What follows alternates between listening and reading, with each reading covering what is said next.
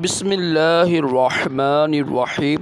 फरमान मुस्तफ़ा सल्लल्लाहु तआला अलैहि वसल्लम, जो मुझ पर एक बार दुरूद पाक पढ़ता है, अल्लाह पाक उस पर 10 रहमतें भेजते हैं। सल्लु अला हबीब। आजिज़ी करना अज़ीम सुन्नत मार्का है।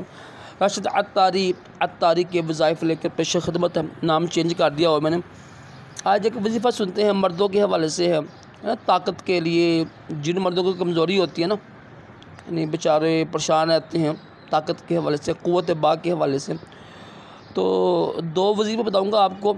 दोनों ही वजीफ़े पर अमल कीजिएगा। यकीन करें 1 महीने में 40 दिन में इंशाल्लाह आपकी ताकत बहाल हो जाएगी।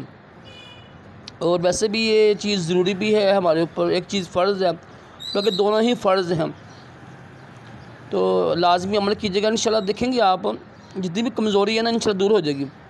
एक तो ये है कि आपने ना नमाज की पाबंदी करनी है। 40 दिन ना, 40 दिन जो जितने मर्द हज़रात हैं ना, 40 दिन जमात के साथ नमाज़ पढ़ लें। इंशाअल्लाह अल्लाह पाक करम करेगा। नमाज से स्पर्म पैदा होते हैं। और जो है ना दुरूद पाक, ये भी एक मोहब्बत की अलामत है, ये भी फ़र्ज़ है मोहब्बत के मज़हब में ना। दुरूद पाक की कसरत करें, एक नमाज की पाबंदी करें, 40 दिन नमाज़ पढ़ें जमात के साथ और दुरूद पाक पढ़ें।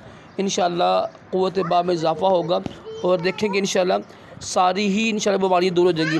सल्लु अला हबीब सल्लल्लाहु अलैहि मुहम्मद।